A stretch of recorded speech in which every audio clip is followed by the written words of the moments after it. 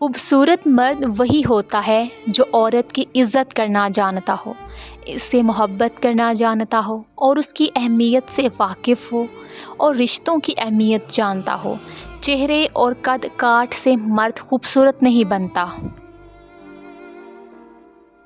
تھکاوٹ صرف کاموں کی ہی نہیں ہوتی، ہم خود سے لڑتے لڑتے بھی اکثر تھک جاتے ہیں۔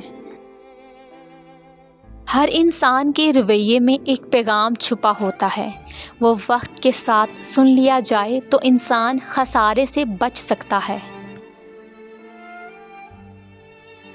زندگی کا یہ ہنر بھی آزمانا چاہیے، جنگ کسی اپنے سے ہو تو ہار جانا چاہیے۔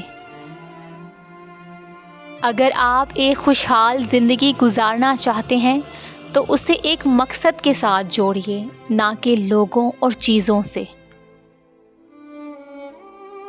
آپ کے نیک عمل کا ایک ذرہ بھی ضائع نہیں کیا جائے گا۔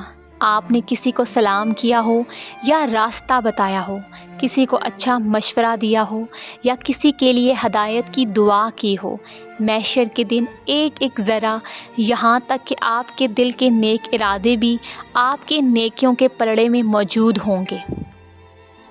دنیا میں دو طرح کے دکھ ہیں، ایک وہ جو تمہیں توڑ دیتے ہیں اور ایک وہ جو تمہاری زندگی بدل دیتے ہیں۔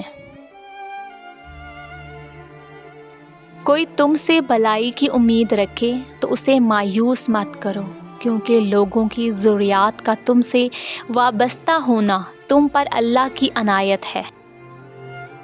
مت بھولو کہ جس کو تم نے گناہ کرتے دیکھا ہے، اس کا گڑ گڑا کر معافی مانگنا نہیں دیکھا، اور ہو سکتا ہے کہ اس کی ندامت اللہ کو تمہارے دن رات کی تسبیح سے زیادہ عزیز ہو۔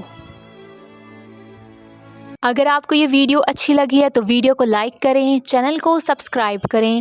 تو ملتے ہیں اپنی نیکسٹ ویڈیو میں، اپنا خیال رکھیے گا، اللہ حافظ۔